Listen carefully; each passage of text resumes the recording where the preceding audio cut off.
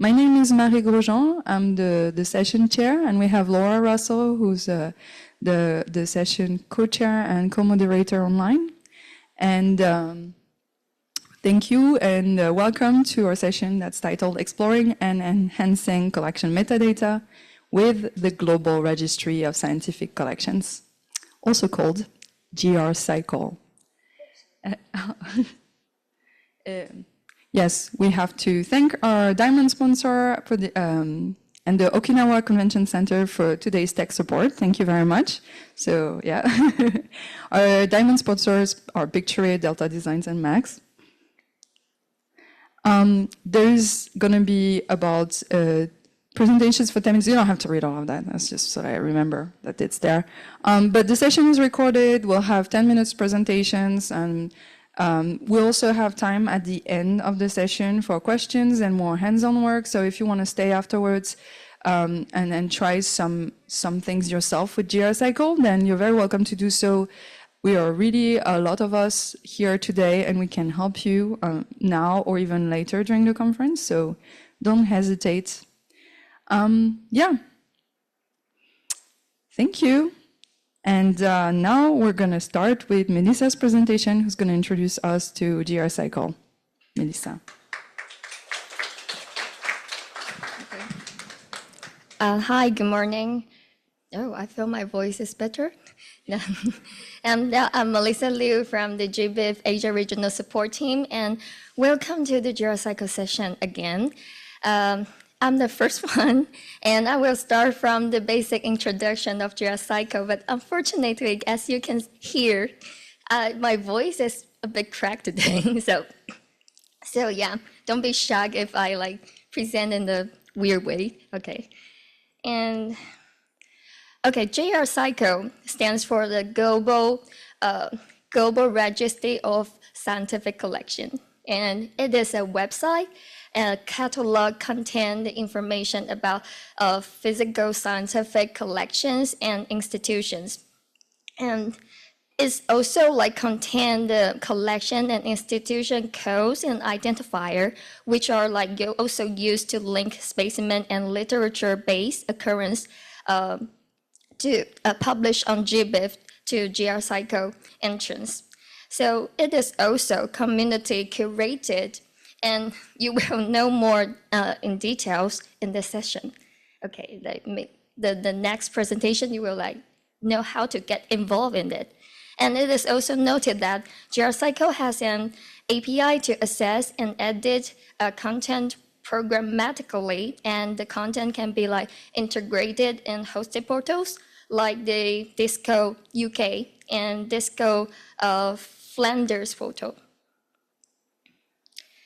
And by the end of July, GRSciColl has connected to more than 8.5 thousand institutions, includes almost 8,000 collections across the 252 countries.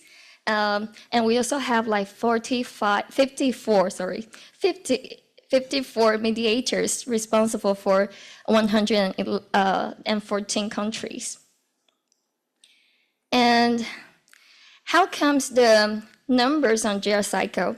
Once the collection data is published in GBIF using the same codes or identifiers for institution and collections as is registered under the GRSciColl, the specimen in GBIF will be automatically linked to the GRSciColl entrance. So who and what is GRSciColl for? For the community, they can find collections and contacts for collections of interest. And for institutions, they can make their collections more discoverable, visible, and showcase their own collections. And for external systems, they can improve system interoperable and enables the data linkage. And for national organizations such as GBIF nodes or others or governments, they can help guide the data mobilization and facilitate the monitoring. So what information you can access from the GRSciColl? and I will introduce the basic features on GRSciColl interface. The information for users to access includes the collection location and content, accessibility status, and coverage, for example, geographic and taxonomic information, and also the context of the museum institutions, and also images. And there are 3 ways to search data on GRSciColl. You can search by the institution and collections or specimens. And let's take the institution search, for example. And here you can also search in free tags you want or filter the country, area, or code, or the numbers of specimens. And we take Japan, for examples. If you filter Japan here, you can see all the institutions, collections, and in Japan as the map on the right side, and see all the results related here. And if we click one of each result, let me see, okay. You can see the description includes the institution code, numbers of specimens, records on GBIF, or founding date, institution types, other information of the institution, and also the contact information and the identifiers. And also we have the feature we call related, and it can automatically detect records they may be related. So the examples could be a specimen sequenced by another institution, type material deposited at different institutions, or 2 people reporting the same bird at the same location and time. So the view shows the occurrences from the result, and for each records shows related records together. And the same cluster may appear multiple times, as it is not a list of the distinct clusters. So, but of the occurrences, the entry point for each cluster is highlighted, so you can see different group of the clustering. Okay. And in collection search, we also the filters are also similar, and the result will also show the numbers of specimen and the numbers of the specimen records on GBIF. And also we take Japan for examples, and you click if you click the results, and you will see the description also, and the map on it, and the top 10 taxa, and also the collection descriptors. So let's go a bit deeper. Let me introduce about what is the collection descriptors. So until recently in GRSciColl, most of the description fields for collection were only free text fields. For example, taxonomic coverage. And these are quite difficult to search as they can contain many different things like birds, aves, and so on. And some collections are able to digitize their specimen and share the records on GBIF. These can be indexed and searched easily. So collection descriptors are for everything in between. For example, a collection can share a list of higher taxa that they have in their collections. Thus making collection discoverable when someone is looking for a taxa described in the list. So collection descriptors should be mapped to standards like Darwin Core or Latimer Core, and whenever possible. So, however, they can also be used to share additional information which cannot be mapped to Darwin Core or Latimer Core. So unmapped data cannot be indexed and searched though. So this is how the descriptors work. And for the collection part, like the descriptor, we can like see, take a look for the example. We take the most in Japan, for example. So you can see the collection descriptors in the page. And if you click the preview button, it will like show some text in detail and that provided by descriptors such as like individual count and the number in database and number of imaged collections, and they can be like also downloaded. So this can be useful for collections that they are not yet digitized, for collections that have specific characteristics that are not covered by the standard collection metadata. Okay, and there is a new feature called like dashboard. It can like show based on the share, based on the records shared via GBIF. So it includes like statistics, data richness, and IUCN threat status. Okay, and we will like see more deeper in the dashboard part, but it's almost, the visualization. And okay, and if you like go to see the dashboard and do the filter, we take the Orca and Mola Mola here, for example, and search some like specimen species. Like you can customize the metrics of the species on the page, and like the tables here, and or map or gallery, and then create new metrics, as many as you need. Okay. So if you want to like know more in details and know how to get involved as the descriptors or like mediator or editors, like please stay for Julian's presentation later. Okay, thank you.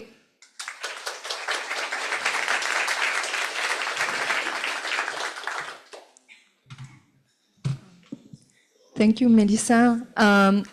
We don't have time for question right now, but if you can stay until the end of the question, and if you can use sign language, Melissa will answer without using her voice, because I think we've exhausted it now. Please,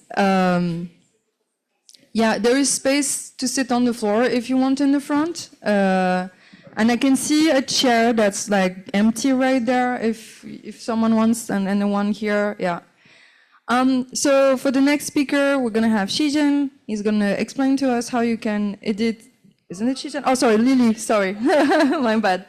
I'm a great chair. Believe me, I've done that many times. Sorry, Lily. I got thrown off by Melissa's last slide. Lily is gonna tell us a little bit more about how she and many other GBIF contractors are using GRSciColl to mobilize data to GBIF. Thank you, Lily.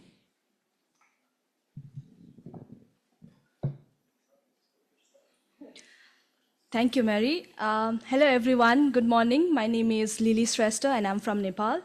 I'm also one of the member of GBIF Asia Regional Support Team, together with my colleague, Melissa Chizenko and Vijay here. Today my presentation is entitled Initiatives to the Global Representation of Scientific Collection.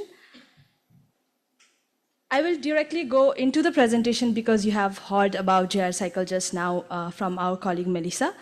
In GRSciColl,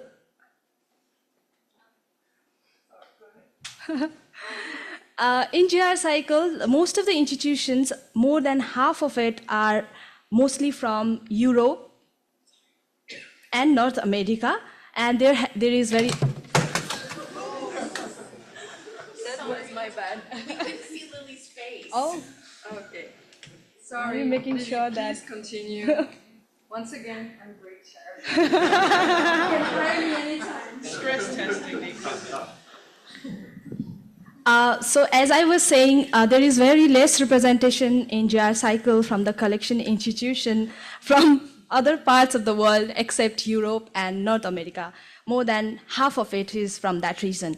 So we are making an effort in GBIF to improve the access to the collection information from the underrepresented regions of the world. So GVIF is doing that basically through GVIF's participant network and its regional support teams. GVIF's participant network have always been actively encouraging collection institutions from their region or area to share the data both through GVIF and GRSciColl. And we, the regional support teams from GVIF that are from Asia, Africa, Latin America, and the Caribbean, and Europe, we are trying to complement the effort from the participant network by updating and adding entries in GRSciColl, while also trying to support any data mobilization activities that we can in those institutions.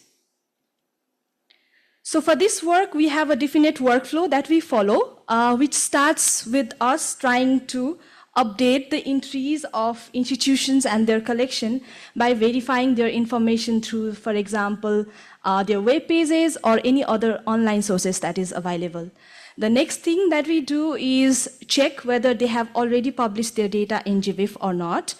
And as a third step, we try to contact those institutions, first of all, inviting them to update, suggest the update to their institutional entries or collection entries. And we also try to inquire about any of their plans in mobilizing their collections through GVIF.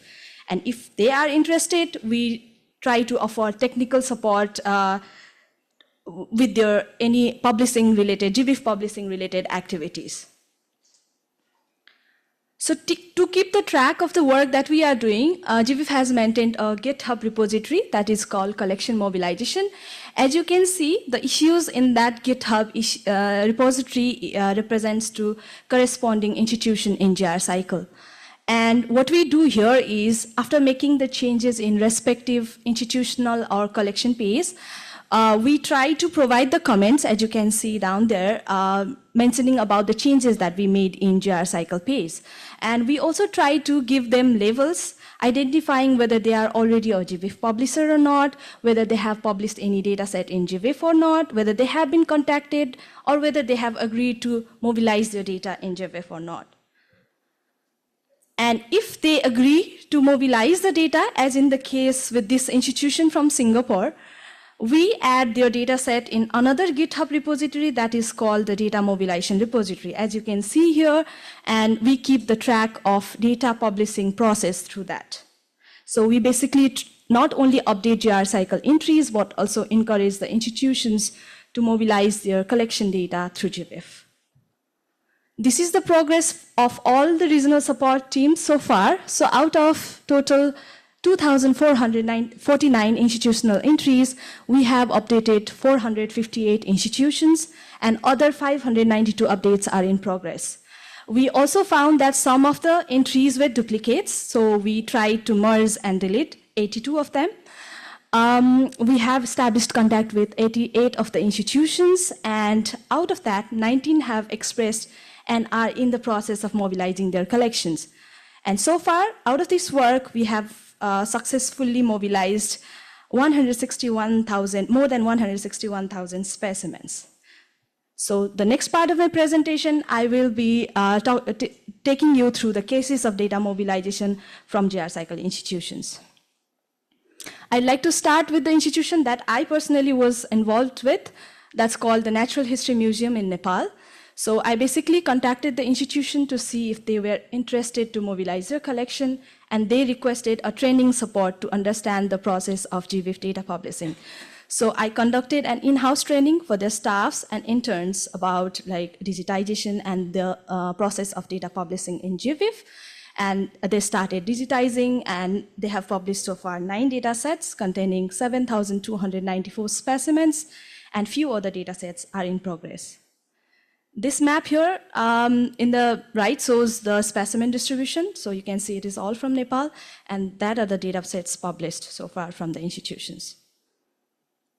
Next is the National Museum of Natural History from Bulgaria, where our colleague Salza works in. So with her technical support, they have also mobilized 2 herbarium collection on vascular plant and lichens with around 7,392 specimen occurrences.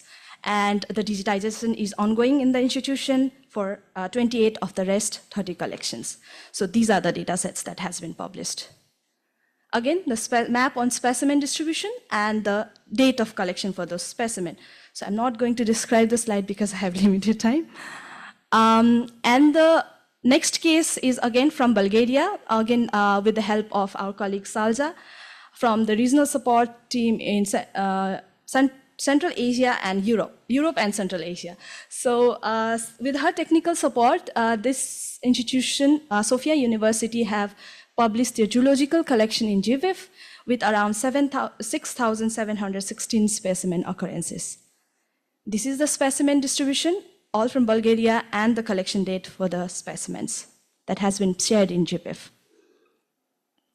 Next are the two institutions, the coming two slides that our colleague Leo was involved with. The first one is called Instituto de Biodiversidad de Venezuela. I'm sorry, I'm not right. I may not be right with the pronunciation, so I'll just go with INBIO. So with his technical support, they have mobilized their herbarium and fish collection with around more than 78,000 occurrences specimen, and these are the data sets. The specimen distribution, mostly from Venezuela and other parts of South America, and the collection date for the specimens that are published. Again, another institution, I'm not going to pronounce this because I can't. So IVIC from Venezuela again. It is one of the Venezuela's 4 largest herbarium. And with the technical support from Leo again, they published the herbarium collection in GVIF with, you can see a lot of specimen occurrences, more than around 62,000 specimen occurrences. Again, mostly the occurrences are from Venezuela and other parts of South America, and the collection date for the specimens that were published. And as a last case, we have this institution from Latvia that our colleague Oleg was involved with, Daugavpils University. So with his technical support, they have mobilized one of their geological collection and one botanical collection with around more than 70,000 specimen occurrences. And the digitization is ongoing for the rest of their 2 collections. Specimen distributions are mostly all from Latvia, and the collection date is represented in that graph. So this was about the collection mobilization efforts that we have made so far, and we are in the progress of mobilizing and contacting more institutions and trying to mobilize their data in GVIF. However, we have encountered some challenges in the process, so I'd like to highlight some of the challenges. So when we are trying to update the collection institution entries, sometimes their web pages are simply non-existent, sometimes inaccessible. And even if we can sometimes access the web page, there is very or no information about their collection that they host. So sometimes there's no information about the contact as well. So we don't know who to contact to try and get their information updated. And even when there are contacts, sometimes what happens is when we are trying to establish contact with the institutions, we simply do not hear back from them. So that's what is making our effort of this work a little bit difficult. While despite the challenges, we see a lot of opportunities with this work. So we are continually trying to improve and expand the information in GRSciColl, and also improve the access to collection data through GVIF. So through this work, people will be able to have an access to updated data on institution and their collection. They can also have access to some of the missing collections that were not originally in GRSciColl. They can have information on updated contact information, and most important of all, we are trying to get as much data from the collection institution as possible in GVIF. So more collection data will be available for open access and for use. Thank you very much for listening to my presentation. I would be very much happy to answer all your queries with all my colleagues. Thank you.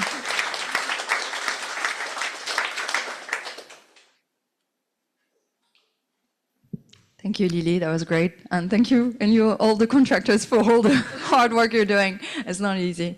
Okay, so once again, I think we'll have to skip the time for question for now, but keep in mind that we'll have time after the talks. So now the next talk is from Sharon, and she's going to tell us a little bit more about Latimer Core and GRSciColl. Great to see everyone here. There is a spot here on the side if you want. Oh, it's taken? Okay, yeah. Oh. Once again, I treat my speakers well, I promise. You all will be invited for drinks later, speakers. Yeah, actually, we love you, Marie. Really, we do. Cool. So I'm Sharon Grant from the Field Museum of Natural History over in Chicago in the United States. Quick question. How many of you were in the Latimer Core session earlier this morning? Hand up. Okay, good. So I'm not repeating myself to too many people. Okay, so I'm here just to talk through the Latimer Core standard, which was ratified yesterday, yay, and how it's intersecting with GRSciColl. So let's move through this. So I'm going to go through 6 things real quick. We'll talk about Latimer Core and where it is right now. We'll talk about some of its basics and how it hangs together. You've heard all about GRSciColl, but I'm just going to quickly flick through some stuff to connect the dots. And then I have 2 challenges that have come about through the implementation of Latimer Core as part of GRSciColl, and at the end, hopefully, maybe you guys can help me work through some of those. So I'll look at those with you. Okay, so Latimer Core. Status update. There was a presentation on Monday, was it Monday? And they had a big slide and it said that Latimer Core got ratified. We went through the public review phase back in December through January. We got the experts to come back and tell us what to do, and we are now ratified. So there are some links here to the normative parts of the standard.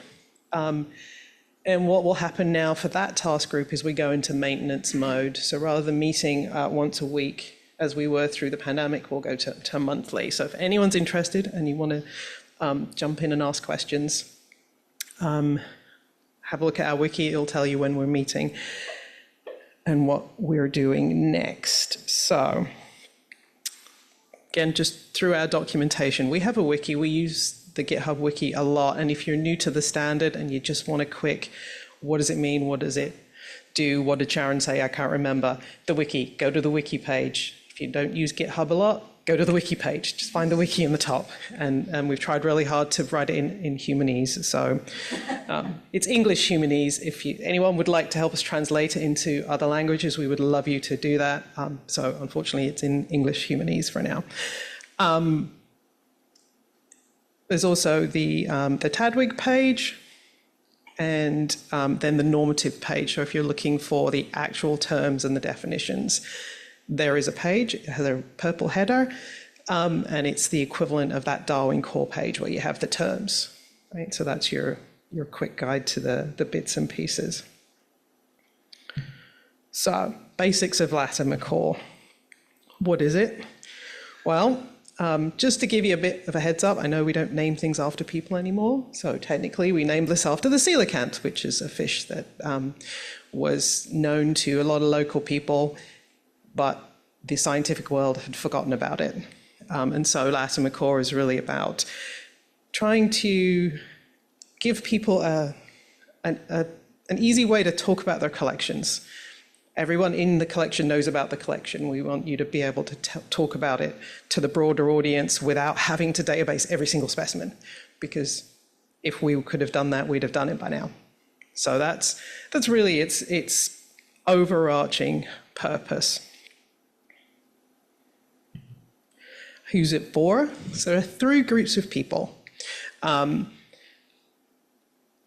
they use the same standard in slightly different ways. So we've worked through the situations for aggregators, data providers, and then for the people at the other end, the practitioners, the people who are using it. So we've really tried to give 3 views to the standard. And we'll talk a little bit about how those play out. So there are 2 core concepts to Latimer Core. The object group and the organizational unit. So you've seen from GRSciColl that we can now start to put these lists of institutions together, right? And we can say, you know, what was it, when was it founded? What's its address? What's its general scope? What type of institution it is? Is it a university? with a museum underneath it, because there's also, each institution has these different levels, and then allied with that institutional unit and its hierarchy are the object groups, the things. You'll find that we don't use the word collection a lot, because collection has all sorts of connotations around it. You talk about the collection as the part of the institution, you talk about the physical collection. So we use object group. You'll see object group as a term. And what you can then do is, to any of those organizational unit levels, you can assign object groups. You can say that the biology department has a botany collection, or you can say that the field museum has a botany department and it has a botany collection. So it's for you to be able to define your hierarchy rather than having somebody else impose that hierarchy on you because they designed it first. So those are the two core concepts for you to get your head around. So like any good standard, we have a bunch of classes. We have 25 at ratification, and we've tried really hard not to recreate the wheel. So hopefully if you've used Darwin Core, if you've used ABCD, you should recognize some of these classes, because we're describing the same things that they are. We're just not doing it at the specimen level. And only where we really, really couldn't find something from elsewhere did we create our own, hence the organizational unit, the object group, they belong to LatimaCore. We only have 3 required classes, or mandatory classes. A thing called LatimaCore Scheme, the object group, because you're talking about collections, so you have to have an object group, and a thing called record level. And I won't dig into the details. Read the wiki, it's all in there. But essentially what you're doing with the LatimaCore schema is you're defining the shape of the standard for your implementation, so that anyone that you give that to can understand the data that you've asked for.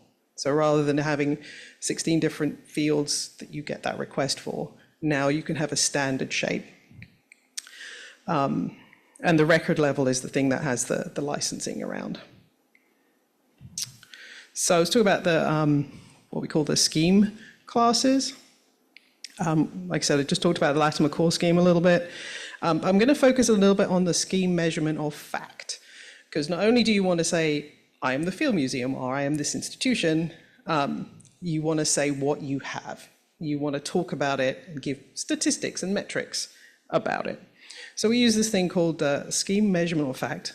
If you're a Darwin Core, we borrowed it from them, because why reinvent that?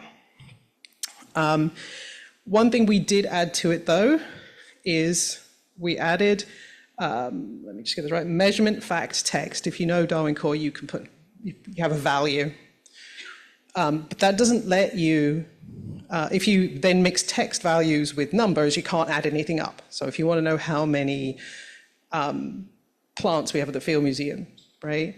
If I've written the number 2, or you can't add that to something else, right? So we've split numbers from text. And as you can see in this example, you give it a type, object count, what's the value? That's a big number, 44 million, I think that is. And if you want to talk about your collection history, you use measurement fact text, right? And there's your text. Like it says here, you use values for quantitative things, and if you want to describe things, you use the other partner. So fact text belongs to LatimaCore, please feel free to use it. The other one came from Darwin Core. Again, for people who don't know these things very well, classes have properties, and a property is just the detail, right? And each property has its page on the norms. So, and then within that, the attributes are the actual things that the actual data. So in this case, you've got the class taxon, the properties genus, and then you've got the attributes. We also embed, unlike Darwin Core, we embed relationships and repeatability. So we give you some hints on how to connect things up. I'm going to not spend a lot of time on GRSciColl because you heard all of that, but there's the cute little graphic. So the collection descriptors, you saw those earlier. That's the real connection point between Latimer Core and GRSciColl. So I have two shared challenges. Control vocabularies. There was a whole session on vocabularies yesterday, and this is an issue. Latimer Core, we give very few mandatory hard, you must use this control vocabulary. That we want to come with the schema. So when you, as the aggregator or the request of the data, say, this is my schema, you should define your vocabularies for people to use. But what's the best way to do that? So that's my challenge to the group. How do we do that well and simply? And then the other one is around metrics. MIDS is out there in the world. And the challenge we have is, can we use MIDS at the collection description level? We can certainly use it at the specimen level, but is it appropriate at the collection level? So those are my two questions to the group for later. And thank you, Marie. And thank you to all the people who worked on Latimer Core. We got it across the finishing line, and to the people who came before. It took a while. So.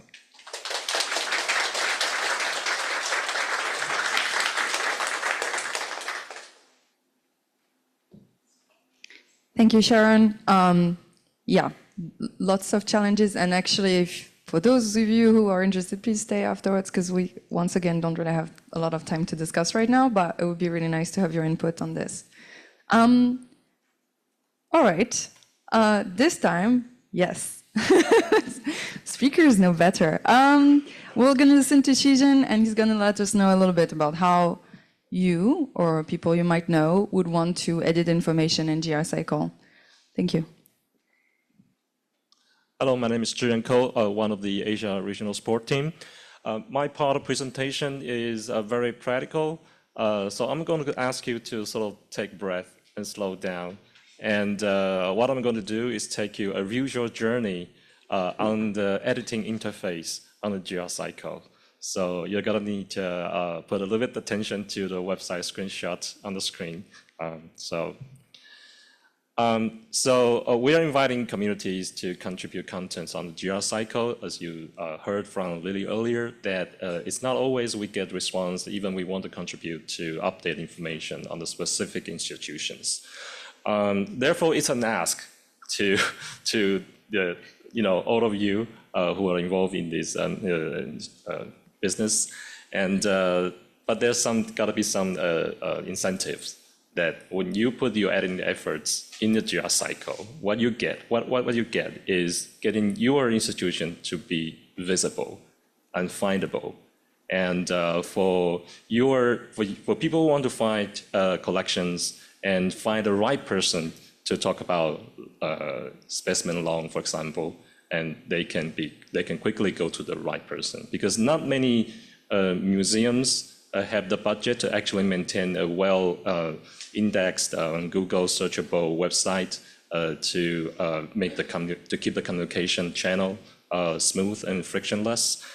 So it's an effort that a little editing efforts you put there, and they will be rewarding afterwards. There are majority two types of entries on GRSciColl. One is institution, the other one is collection. You can go to edit and suggest institution information directly, and also as well as collection. And the editor can do create, update, merge, and delete of these entries. Specifically for edits, you have to have a permission, of course. So what you need to do is to have an account. And but if you don't have an account, you can always provide your edit and update, and that would be sent in as a form of suggestions. And people with the editing and mediator right in the back, they can review, change, or double check with you, or even email with you to communicate a confirmation about the detail you submitted, and once it's this thing is legit, and they will apply the suggestions. So when you go to the GRSciColl website, look for first on the top part, there's the how-to, and when you click that, you have add entries or edit entries. Here, I want to invite you to go first, add entries. Then you will be leading to this page. There you can add new institutions or new collections. That's when you so far couldn't find your existence on the GRSciColl platform. But I'm showing the form that is also applicable for some editing activities afterwards. So in this case, when you just go there, you don't have, you are not logged in as an editor. So it will explain to you that since you don't have edit access, you can suggest change. And that is a must. At the end of the form, you provide the email.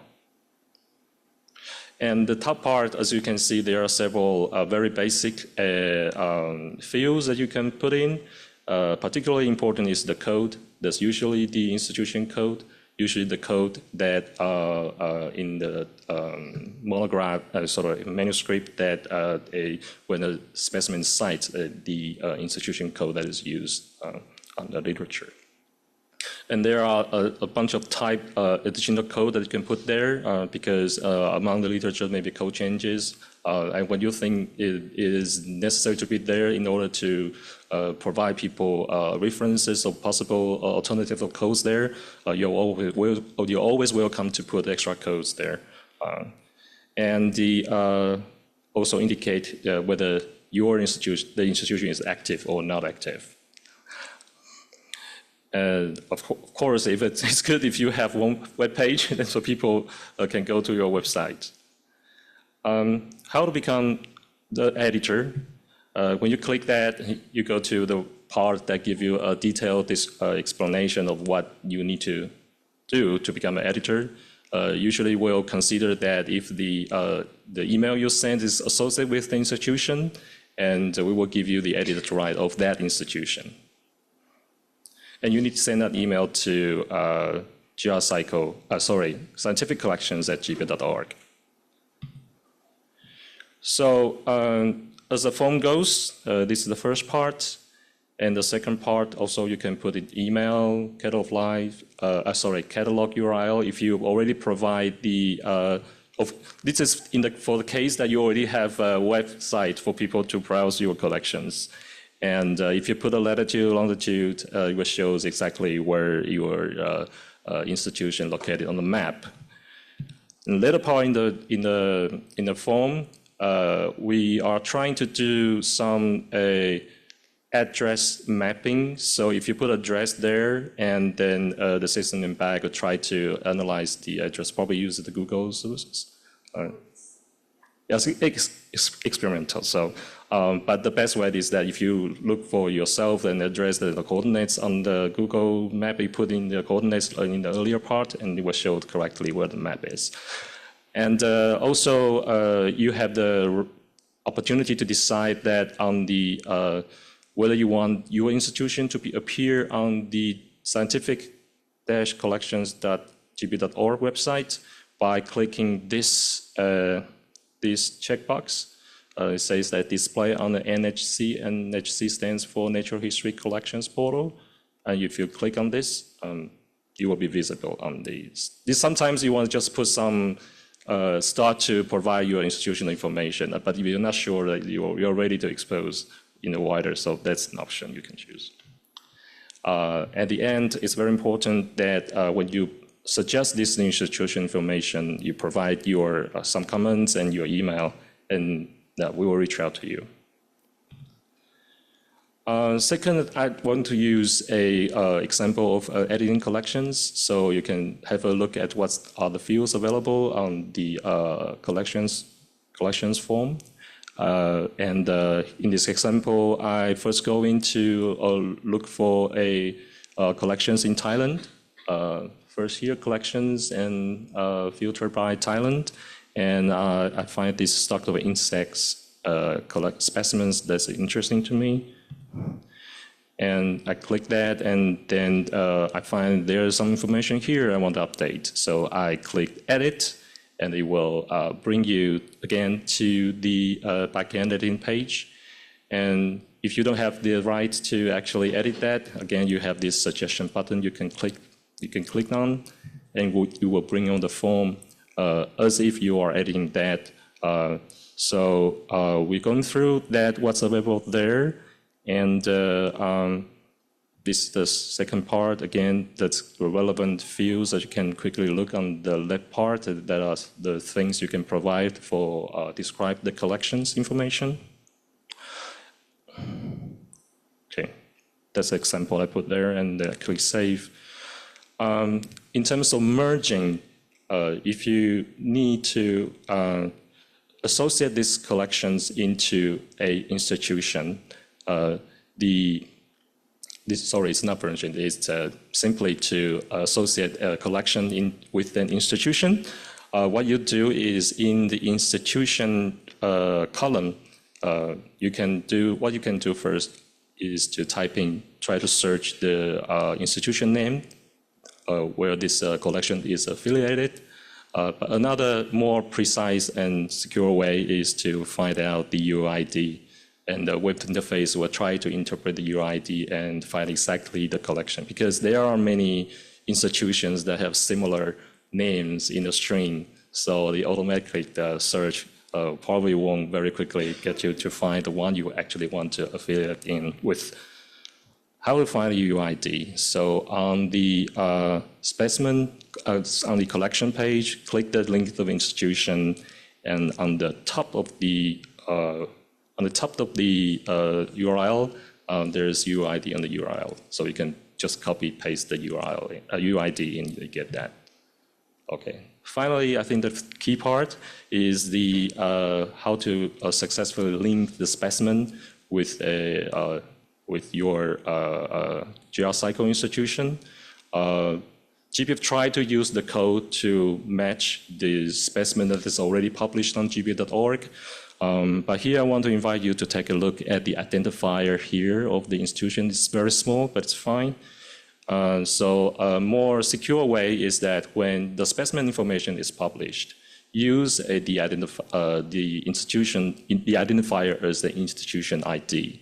So as soon as the specimen is published, that will be a precise association, just to guarantee that the specimen record is correctly mapped to the institution. So here is an example of Royal Belgian Institute of Natural Sciences. When you click the specimen record, share with GBIF the specimen number, you go to the specimen page, and when you click one of the specimens, you can see that the institution ID is using the string that I showed in the previous web page.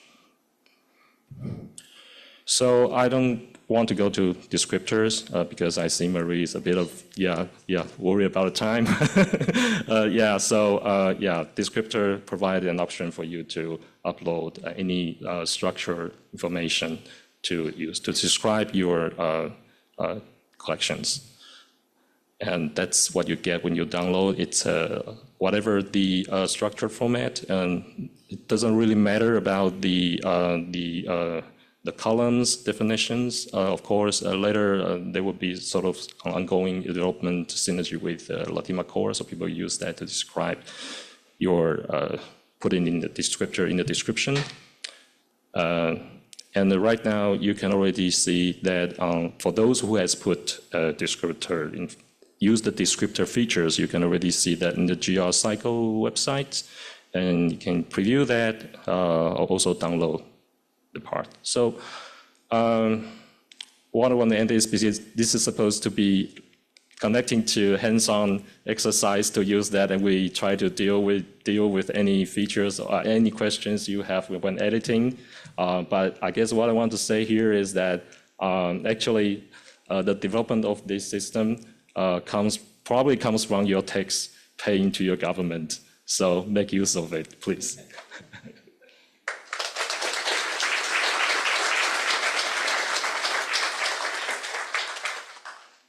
Thank you, Shijin.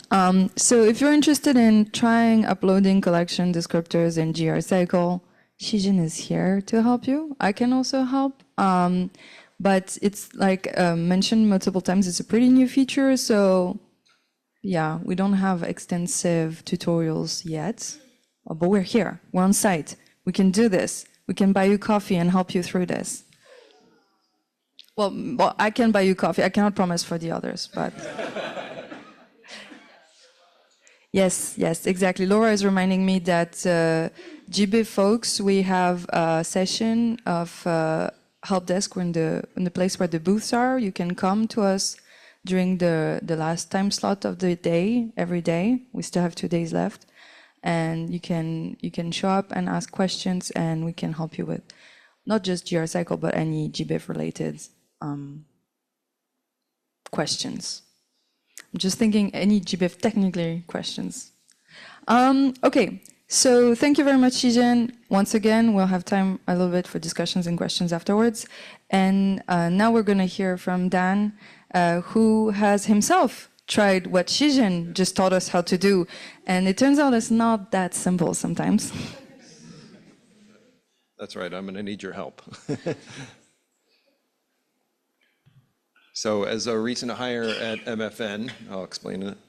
Of the head of the tissue and DNA collection, I first started looking at NCBI's biocollection database in 2020, and the MFN was in there twice. One, here you can see on the far left, MFN, and it has the institution code ZMB, and a synonym, or alternative code ZMHU, when it was part of the Humboldt University, and several different collection codes.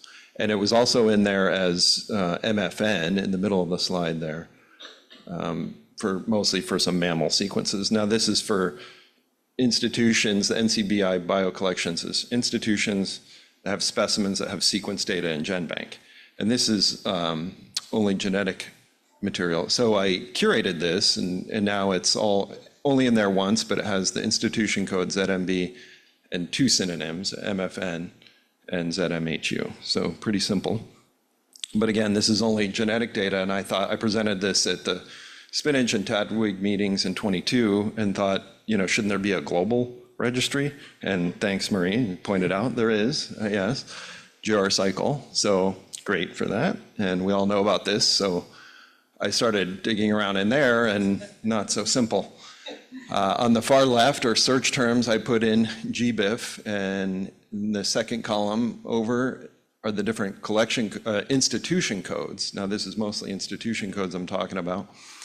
The grayed out ones are redundant ones, so I put in these different search terms and just to exhaustively check how many times we were in there, and came up with a lot.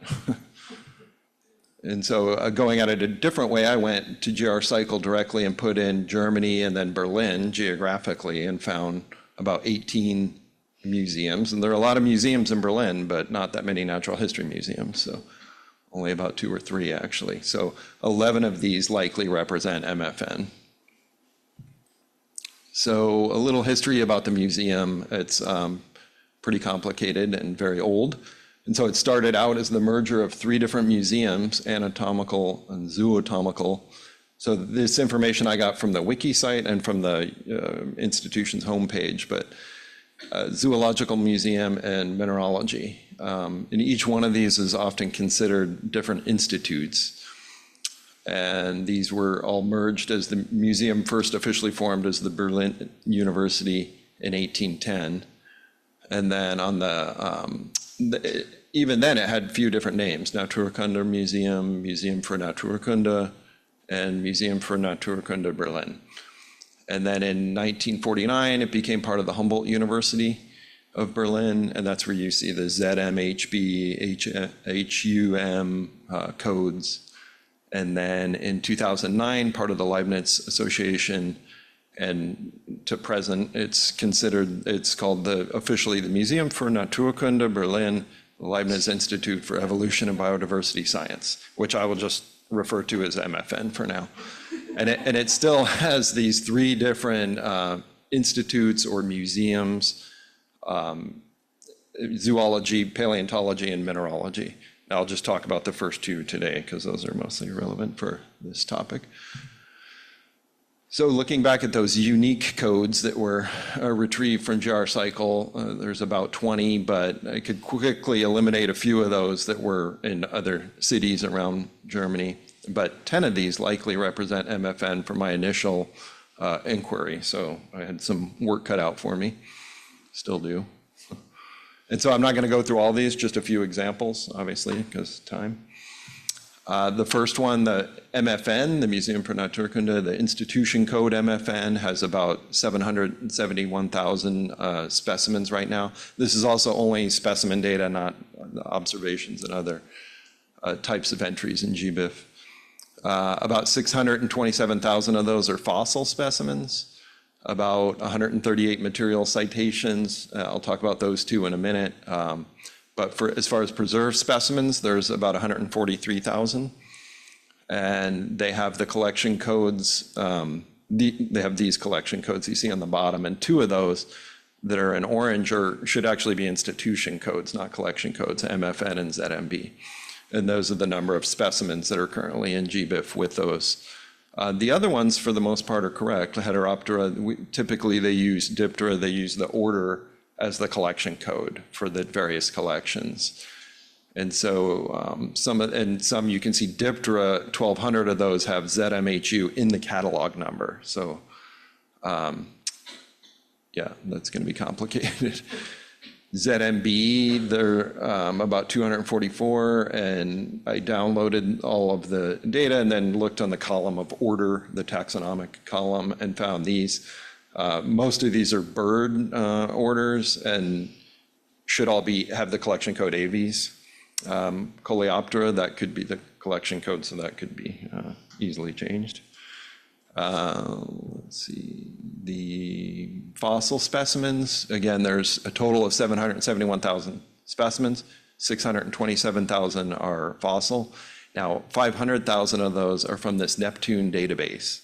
And that's a database that was created at MFN, but it's occurrence records for microfossils from around the world, and very few of those are actually from MFN, so they should probably not be in there as specimens at MFN because they're not.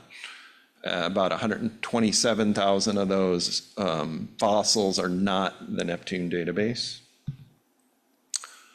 So if we look closer at those, we see this column here in the middle are technically the collection codes for those 127,000. And these are basically upload files from MFN. So they're databases for all these various collections are very in the preliminary stages of being databased. And so we don't have an institution database that you can query. We have Specify, but very few collections are actually in there. People use Specify, Excel, Microsoft Access, various different ways to curate their data at this point. And these collection codes are basically the upload file names. And they all have the MB in the catalog number. So that's the institution code for these 127,000 fossil records. And so Paleo uses MB for the institution code, and then they use various collection codes depending on the organism. So in the middle, it's for vertebrates, and on the right, it's inverts. And so as an example, you see MBAM123, that's the Museum Berlin amphibian collection, and then an actual catalog number. And so these are in GBIF and GRSciColl under MFN institution code with these collection codes, MB.B3226. So MB, the institution, is in GRSciColl, but there are no specimens associated with it. So somehow I need to put this under the MFN umbrella with an alternative collection code, MB, and migrate these all over so they're properly curated. Okay, ZMB, the next example. 888,000 specimens, about 887,000 of those are preserved specimens with the collection code ZMB, which again should be the institution code. So about 1,000 of these are material citations, and all of those are from Plazi, which I'll explain in a minute, but pointing out some of those are actually AM&H specimens, SMF, which is in Frankfurt, USNM, so there's a lot of errors in that. Sorry, of these 887,000, most of them have these collection codes. We could probably drop the word collection, but for the most part, they're correct. Bryozoa, Cnidaria, those are the collection codes they use, so those will be easy to fix. Only 155 have the collection code ZMB, which again is the institution code. So another example that was in the initial query is BSM, which was listed as the Berliner Städtisches Museum. And there are about 5 records in there, and they're all these material citations, and these are from Plazi. And Plazi is a nonprofit that promotes accessibility of data, and they use an automatic process that extracts information out of publications, scientific publications. So it looks for specimens cited, and then it grabs the catalog numbers and tries to populate them into GBIF. And clearly these are, if you see that red circle on the other side and at the top of the slide, these should be the Botanical Museum in Munich. So these have nothing to do with Berlin or MFN. And again, the Plazi has a lot of these kind of mistakes in it. So as a summary, these are the different codes, and it looks like there's about 8 of these actually do belong to MFN, 8 different institution codes, and each one of those is going to have several different or many collection codes associated with it. So there's a lot of work to do here, so I will need some help with this, but it's good to get a little preview of how I will do this. So in conclusion, for you at institutions, curating your institution, check the codes that are in GBIF and GRSciColl. Caution users of inaccurate numbers. So here, the 771,000 specimens might only be 500,000, or if the Neptune might be less than 200,000 actually that are in there. Proof automated systems such as Plazi, because this is ongoing, it's going to be continuously doing this. So I think we have to keep an eye on that and see if there's a way to fix it and get it more accurate. Verify these bulk added records like Neptune database, and going back and correcting a lot of the records that were initially recorded incorrectly is going to be a lot of work. So with that, I'd like to thank you for your attention, and thank you, Marie, and all the people at MFN that helped me.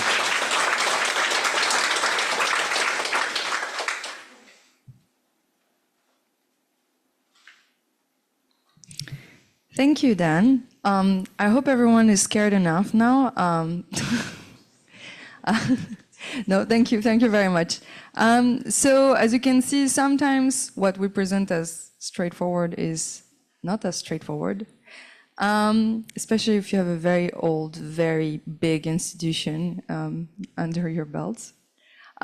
We still kind of don't have really a lot of time for questions now, but afterwards, I'm going to be presenting how you can get involved in GRSciColl, and then we'll have time to discuss everything.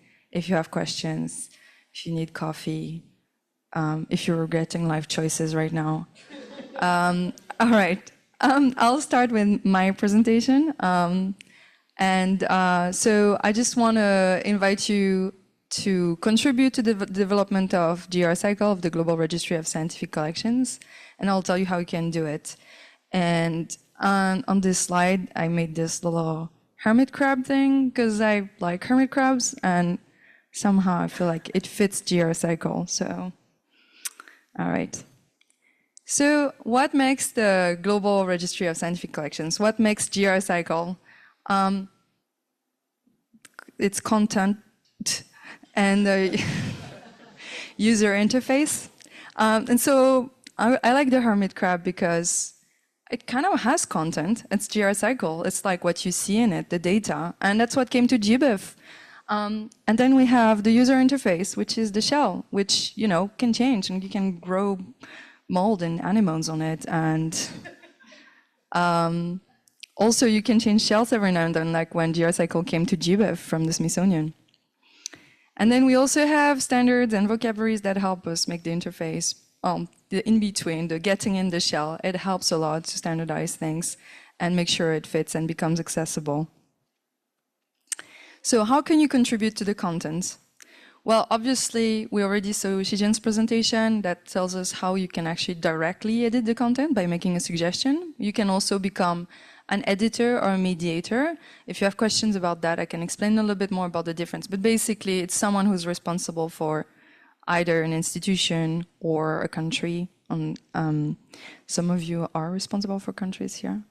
You can also help us organize hands-on sessions, especially if you're in a particular field and you know maybe a bunch of people are from collections. I know the Paleo group, Paleo Data Working Group has had one hands-on session, and it was really nice. I think it can be really helpful to be doing it by thematic. So if you're thinking of, you know, in your institution or in your like groups of like just having a little bit of a marathon of editing entries, then I'll be very grateful and very happy to support you with that. And also, another way that we like to get information in GRSciColl is by integrating other content or synchronizing with other content. So we didn't go on too many details on that, but we do get a lot of content from Indexa.Bioram. And so potentially we could get content from other sources. We just need to set it up. So if you know of national thematic and or national or thematic registries that have information about collections that you think could be a good source for GRSciColl, it would be really helpful if you could let me know. So such as Indexa.Bioram or iDigBio, but those are already in GRSciColl. So if you wanted to make a suggestion, you can use the suggestion system. And if you want to become an editor, organize hands-on session, or would like to help integrate another registry in GRSciColl or synchronize with another registry, just email me at scientific-coexchange@gbif.org, and I'll be very grateful. So now, how can you help us make the pretty shell pretty? You can become a translator. So we didn't mention it, but the GRSciColl website is actually multilingual, but so far we only have a Spanish version. We could potentially have other languages, but it would require an effort, concerted effort from a community of translators. We don't want to have someone, just one person do it. It's not sustainable. So if you would be interested in contributing, then I'll show you how to do that. Also helps if you can share use cases. If you're someone who's interested in collection information, but you cannot access what you would like from GRSciColl, maybe there are specific dashboards you would really like to see, maybe there are specific fields you would like to search on, it would be really helpful if you could share that with us. And of course, it's in a similar vein, it really helps us when we have actually concrete feedback, and it can help us prioritize development. It can help us, improve generally the website. We kind of really need the community telling us what is needed. So if you wanted to become a translator, you would have to do it in this system we call Crowdin.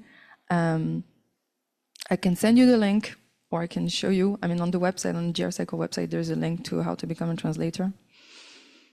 And for the rest, you can email me at scientific-coexchange@gbif.org, and or you can join our mailing list. We also have regular calls, like 3 times a year, and we have a forum.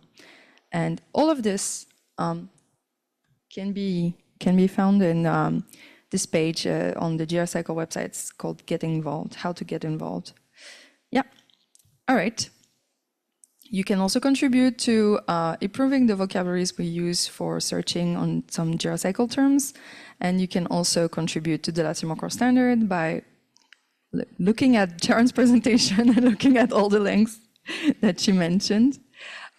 So if you're interested in improving the vocabularies we use, you should try to email vocabularies@gbif.org, where my colleague Cecilia will pick up and see how you can like help us change the vocabularies, maybe definitions, maybe have vocabulary translation as well. And yes, for LatiMacore, Karen, sorry. I wanted to say Sharon, but I said LatiMacore, so has this GitHub repo, and you can also look at their wiki and discussions. All right, so just a quick note on the recent GRSciColl development. You've seen a lot of what is GRSciColl now, and a lot of it's actually quite recent. It's only been since like a year or so. So that past year, we have reviewed the GRSciColl data schema. We have set up this structured collection descriptors. We have this forum, this mailing list, these regular calls, and we also have a new website. So all of that happened within the past year. We're very happy about it, yay. We also starting the last part of our roadmap, which is about institutional surveys.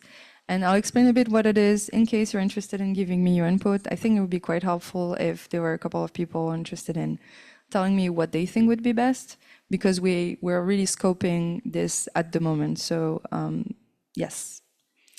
So first, you've seen the collection descriptors we had. Right now, a lot of it is it's brand new. It's like only a few weeks old that we have it on our website. And only a few descriptors are indexed. So you can search data based on the scientific name of a collection, of a specimen in a collection. You can base it on the recorder's name, the collector's name. There are a few fields on the index, but we would like to know like what's really important, like what people want to see the collection indexed on. What do they want to look for when they are looking for their collection? Also, Sharon mentioned the MIDs. We generally have a challenge on how to work with quantitative descriptors because there's like a million of them. Everyone has their own quantitative descriptors. And you've seen Melissa's image where there was a table of descriptors that came from Indexa.Biorom, and basically they have a number of specimen digitized, databased, a number of specimen imaged. I know, for example, that the National Registry of Colombia, they have all kinds of also custom metrics that have like a number of specimen identified at the phylum level, for example. And generally, I imagine all the institutions have their own metrics. And it's really, would be nice to be able to share them on GRSciColl, which is great, but it's impossible to index because we cannot index like all the possible metrics in the world. So there is some kind of, it needs some concerted effort, some definitions to know what really is important and then have that being in a standard living somewhere so that, can be used for indexing. Also right now, collection descriptors can be uploaded by people who have editor permission only, but maybe it should work with our suggestion system. We're thinking about it. And I put IPT ? So for those who are in the GBIF circles, maybe you know that you can publish data on GBIF via an IPT, which is a tool that helps you map data and publish it, mostly like digitized specimen type of data. And so much more. But, in our context, when we're talking about digitized specimens, could it be used to just share descriptors, like just higher level things like, like a group of specimens that are algae or, things like that. So that's also an open question. If you have strong feelings about this, just let me know. That would be great. And now, what I call institutional survey in our roadmap. So we've seen a lot of things, and maybe at some point you phased out, and I understand. I would too. I do it sometimes. But let me bring you back in because that's one where I really need input. So you might be aware, especially if you're part of institutions, that sometimes you send those surveys and you reply, and people want to know what you hold in your collection. So maybe you've designed a survey and you wanted to know what people had in their own collections. And so you fill in the form, and that goes like back to maybe 11% of the people surveyed send back something that goes to a paper somewhere online and say, you know, well, we have surveyed that many institutions and they have those in those collections. And each survey might have a different schema, different focus. You might have, you know, a survey for pollinator collections or a survey for like staff capacity in institutions and so on. And so they go online in a paper and kind of, unless you're in those circles and you know that this survey was published, it's really difficult to access what is in there. And it's really difficult to know, like, well, so, okay, so if I want to know about that institution, like, how do I know it? Like, there's some dashboards online, but you have to know where to look for. It's not necessarily easy. And the idea for us would be that, wouldn't it be nice, and once again, it's an idea, we haven't like actually done it, wouldn't it be nice if people who make those surveys could upload the output of the survey in GRSciColl? And then someone looking for an collection, they find an institution and they're like, oh, they also replied that to that survey in 2005.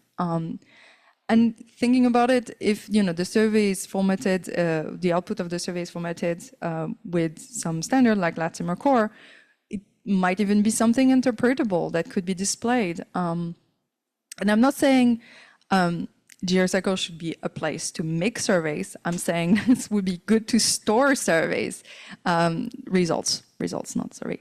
But if all of a sudden you have all kinds of survey results available in one place, maybe it can also help people who design surveys to see what other surveys are out there on maybe similar topics. Maybe they can already gather some like information that was previously gathered.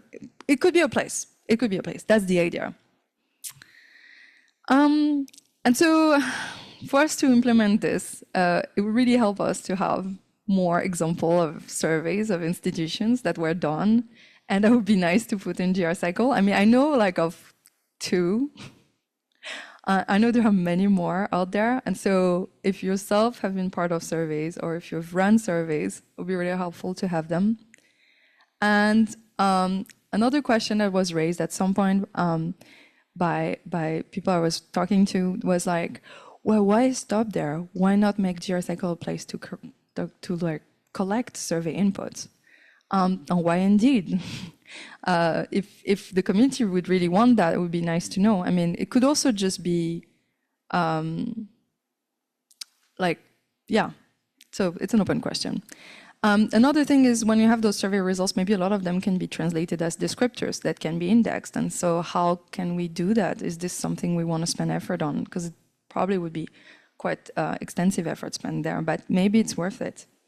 So those are all open questions that if you have ideas on that, I would really like to hear. Yeah, other ongoing conversations, you can join our forum and look at them and contribute there as well. Or should we mint DOIs for collections to be able to cite a collection, like if you're in a paper? Also, now that we also have those collection descriptors with a bunch of recorders' name for collections, collector's name, maybe there's a better way to link collections to Bionomia, for example, in order to give attribution, something more than just specimens on GBIF. If you don't have digitized records for a collection, but you do have a lot of collector's name, it might still be worth it. And one last, it's a bit of a gimmick really, but you know, you can upload images to your GRSciColl pages. And we're wondering, like, for those institutions that don't have images but have a homepage, would it make sense to like just pull from the website and display that? I mean, this is the type of questions we can have on the forum. So if you're thinking of any of those, you can go on the forum and just like continue the conversation there. So I think that now I'm way past my time, but it's fine because it's my session. You're my captive audience. Also, it's the last talk, so yeah. So, so I want to feed the crab next year. I heard that hermit crabs actually can eat anything, and like I was considering trying to draw a decaying octopus, but I thought it would be maybe a little bit too much. So here's a strawberry instead. So we want to continue adding content to GRSciColl, make the crab grow, right? And so for that, I would like to create material for, helping uploading collection descriptors, organize hands-on editing sessions, and I would really like it if you're part of a community who wants to make collection visibles on GRSciColl, because I think that would be the best way to update information there. So that's the immediate next plan for next year. I think it would be good to focus on the content. Yeah. Thank you very much. Thank you for the speakers. Thank you for the GRSciColl team. We have developers that are like super good. And yeah, now well, thank you very much.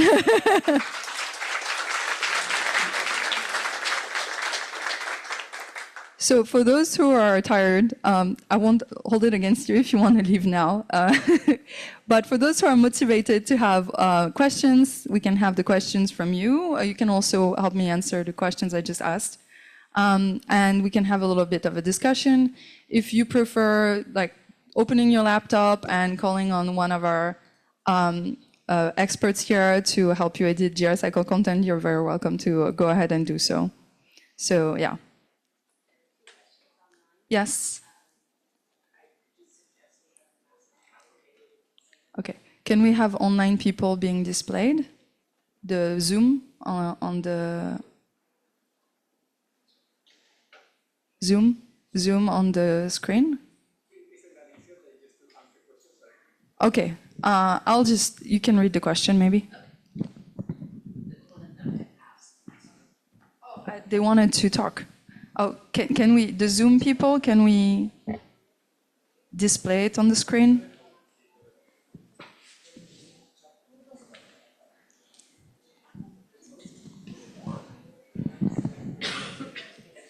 That's fine. Okay.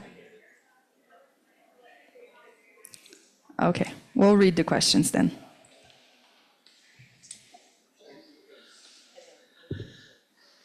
We have 2 online questions from our online audience. And the first one is for Lily, and it is from Esteban. And the question is, do you have metrics of the success rate of contacting collections versus mobilized collections?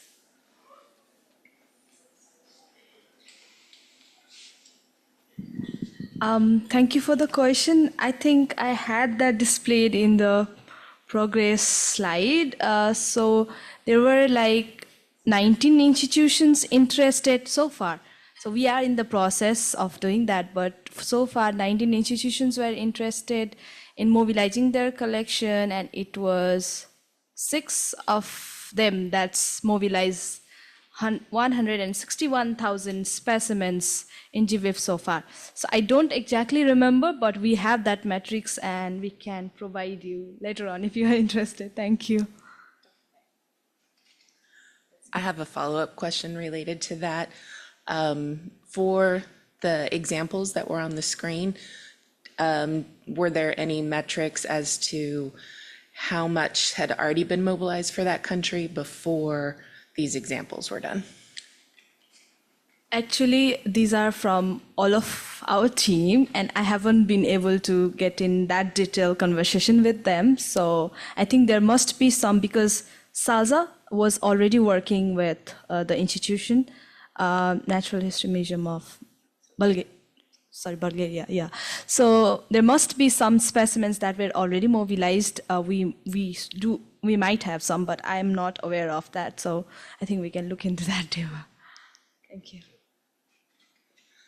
Okay, the next question is for Marie. And there are 2 questions from David Fitzmuller. The first question is, are ROR IDs for institutions supported? From quickly sampling a couple of institutions, I was not able to find any. Are there any plans to import them?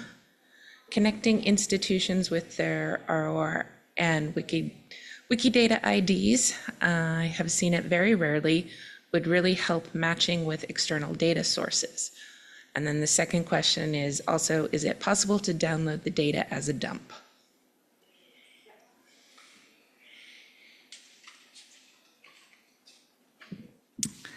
Thank you, David. So I have used some tools to map raw and Wikidata to GRSciColl, and I've imported all the identifier I could import by doing this automated mapping.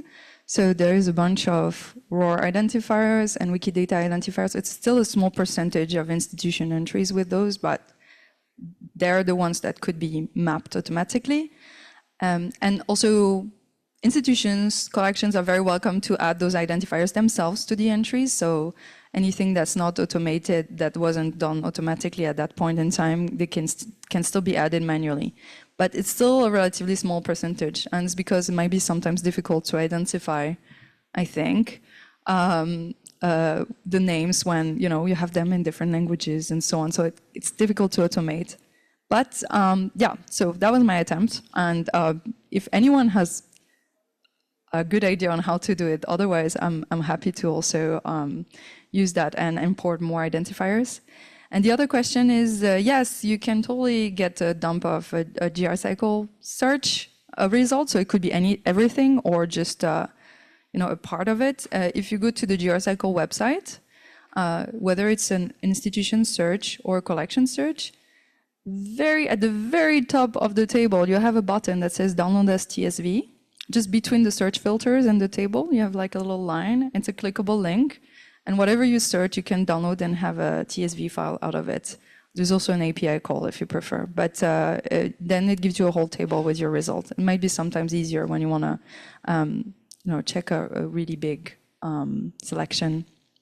So I hope you answer the questions. Yeah. Okay. Do you have any question from the audience here? Yeah, yes. Please, just one after the other. Sorry, I don't know who I've been. Javier Molina from ALA, and thanks for the great presentation for everybody. My question has to do with whether there is a similar concept on GRSciColl like the GBIF hosted portals for observations or occurrences, where you can customize the views to show a particular subset of records, like per region or country. Yes. So actually, GRSciColl content can be shown in hosted portals, and in fact, the current GRSciColl website is a hosted portal. So and can be for a subset of, it could be, you could have a hosted portal for a bunch of thematic collections, right? So if the data is there and if it's full enough for a selection, then it could be made into a hosted portal with all the data from GRSciColl. Yeah. Yes, please go ahead. Hi, Alina Freire from Ecuador. I remember years back when we started working a little, we had a question whether the information from the index herbariorum is fed back and forth. Has that been already established or not? No. Right now, it's only updates in index herbariorum trickles to GRSciColl, but not the other way around. So there is no way to send back information to index herbariorum. But it's a question we've had several times more, and so I think we'll have to talk with index herbariorum, see what would be possible, but right now it's not the case. Yes, please, Nikki. Yeah, it was to do with when you log in to propose a change, is that your GBIF login that is used, the GBIF data portal login? Yes. So if you want to become an editor and have permissions for your editing, then you need to have a GBIF account, yes. Okay. I just wondered if you were doing identity management that wasn't through the GBIF data portal, if that was an opportunity to get more people to get an ORCID, if you used ORCID logins for that. Well, I mean, if you can log in the GBIF portal with your ORCID, I know that now. No, exactly. The other thing was the call for use cases that you had in your talk was to an email address. And I think Sharon's talk was really nice about how the development of Latimer Core and stuff was all done on GBIF in the open. And I think people get inspired if they can read other people's use cases to think about different ways they can use a resource. So if that could be done in the open too, I think that would be a positive thing. You mean make it public Yeah, your request Oh, for my request. use cases Yes. was just to an email address. Yes. Whereas Oh, if others can see what other people's use cases are, Then a that can be repo. quite inspiring and that can help them Yeah. think of ways that they could use them themselves. Good point. Yeah. Actually, yeah, okay. Yeah, I'll think about it. Yeah. Thank you. Yes, please. I think Rod Stepnhc. raised his hand first. So this relates, I guess, partly to Dan's talk. So I just want to make sure I understood. You're talking about cleaning up the data. Was that in GRSciColl, like the codes and things? Or is that potentially going to be the collection? I guess my concern is sometimes museums decide to change institutional codes. Like GRSciColl, when it originally started, was partly trying to clean it up. Like the Natural History Museum in London has changed from BMNH, whatever it was, to NHM UK. One catastrophic implication that from my sort of work is all these historical records in the old literature are to the old codes. So I guess my concern is this project going to essentially mean that people will change institutional codes, which means you get disconnected from the citations to your literature? Yeah, that's a great question. And I think those codes, if they are in ancient publications, they need to persist. So I think this concept of having alternative codes that, needs to be curated, and a lot of those things need to be fixed, I said, but they still need to persist. So what I'm envisioning is there's going to be, an MFN institution in GRSciColl, and it's going to have a lot of alternative codes. It has to capture all those, because we don't want to get rid of them, because if there's a publication that uses, these codes, and some of the challenges in that museum is that because it's not all digitized, some of the collection curators and staff don't even know until they go open those drawers, And so, for instance, with the Lepidopterans, I found through Plausi, some had ZMHU, and I asked the current curator, and he uses MFN LEP for Lepidopterans, but there are some, and he went and checked, because I found some that were added through Plausi from a publication, and he was like, yeah, they have ZMHU as the collection code, so that needs to persist. Yeah. Yeah, another. So I just wanted to comment a bit on this point. So there are also countries where you have several acronyms per institution because they are multilingual. And actually in DISCO we use the ROR ID, which is very handy because similarly as we do with synonymy for species, you can add all the current and old acronyms or names that were used, and the ROR ID interlinks them, and so that you can, when you find an old name, what it's linked to the current institution where the ROR ID is the valid ID. And I would also like to highlight the strength of Plausi in this, because with the text and data mining, they can find and uniquely identified all these old names, being it acronym, species, and so on. And of course, there are mistakes, misspelling, and so on. But it's not to mistake the usage of that, because of this work they are doing, even if there are errors, it gives us the possibility to do these synonymies. So it's not because there are errors that it's not good. So we have, of course, works to do, but they have the merit to find all this old and mistake name, and that we can correct them. Sure. Yeah, I'm not advocating getting rid of Plausi, just to be on the record. But yeah, nobody's going to go back and look at all that old literature, but AI will, with the automated software, we can do that. Yeah. Unless you want to add something more.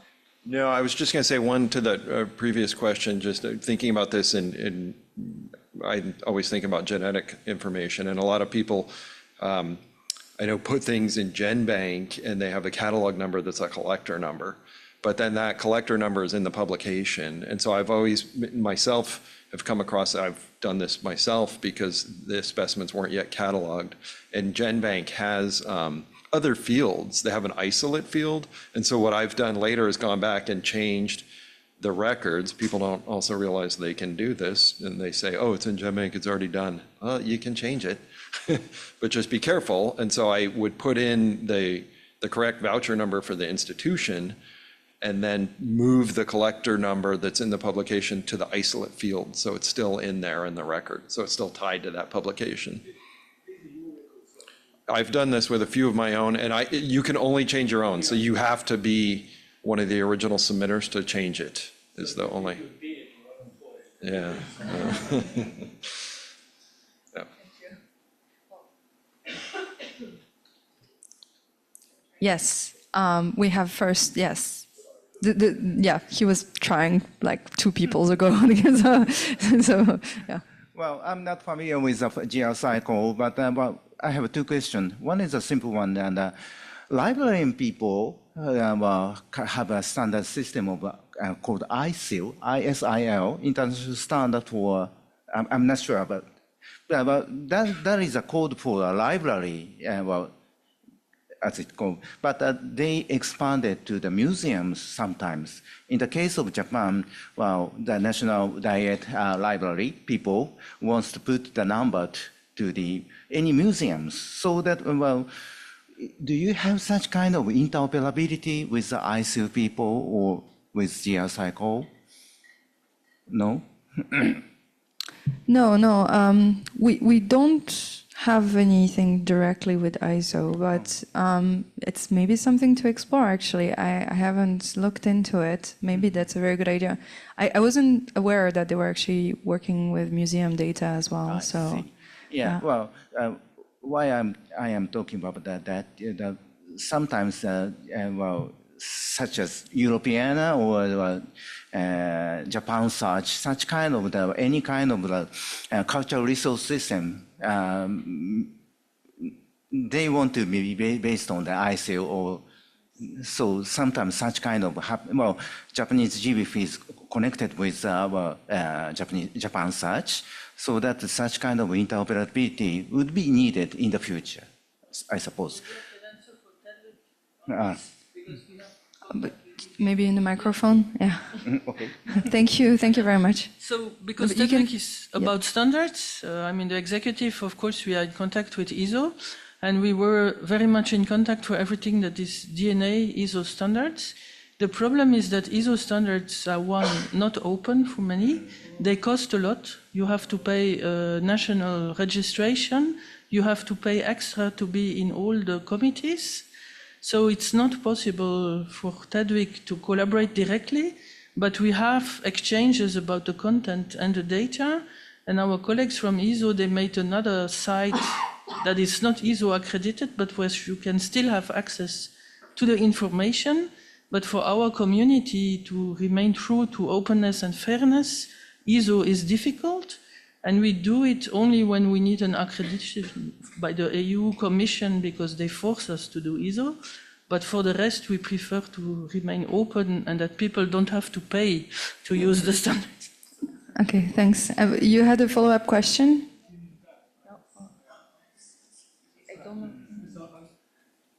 So just to quickly clarify, I don't think we're talking about ISO. ICO. We're talking about ISIL. ISIO. Okay. Oh.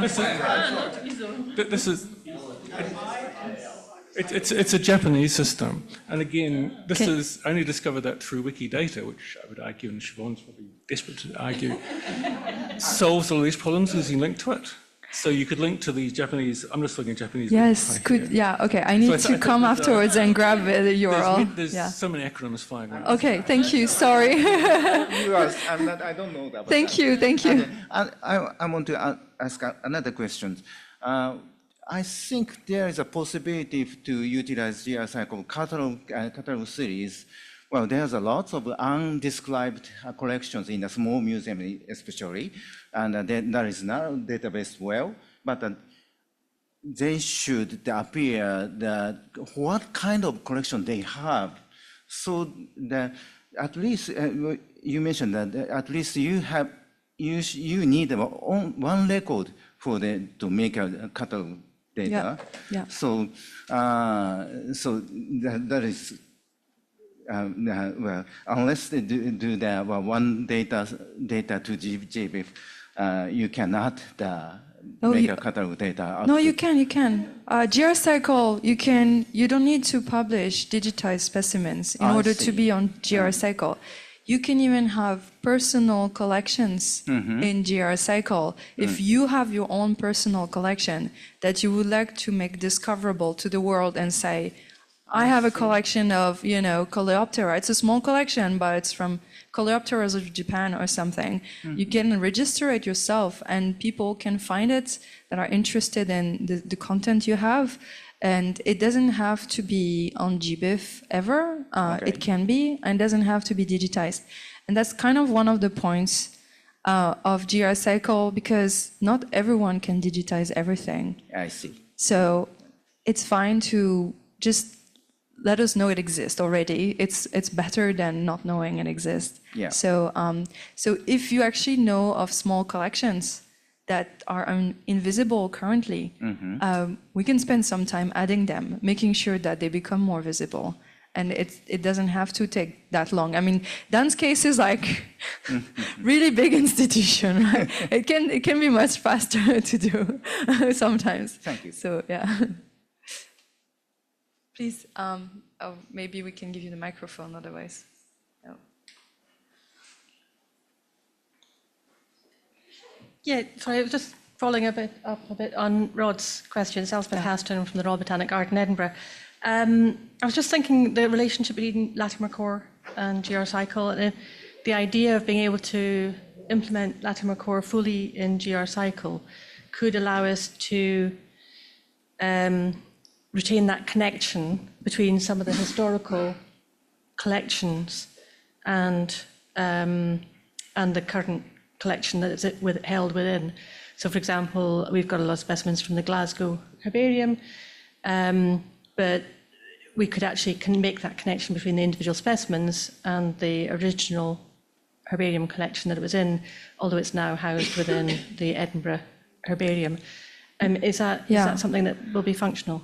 So right now, I'm going to talk about right now what we have for this type of situation. So you could, of course, make one entry for a historical collection that no longer is active, but was active at some point, because, for example, you might want to showcase that collection has a historical value. Maybe it burned down. It's like not active because it's just not physically there, but you still want a record of it. So that you can create like one GRSciColl entry for it, just say it's not active, explain the situation, and so on. But with the collection descriptors, you could also consider doing something where you have your main collection as one entry, and then you have maybe one table per sub-collection with some descriptors associated with them, or you could have one big table and one row is a sub-collection, depending on how you would like to describe it. So because this implementation is so new and Latimer Core is so flexible, we don't have yet guidelines on how to best do that. But if you have a use case, that would really help us actually make the guidelines. So yeah, you're very welcome to come and then we can do it. Yeah. Well, thank you very much, everyone. Hope that was somewhat insightful. And let me know, well, like we're here during the conference, we can help you. You can come to the GBIF help desk. And yeah, I'm very happy you all came. Thank you very much.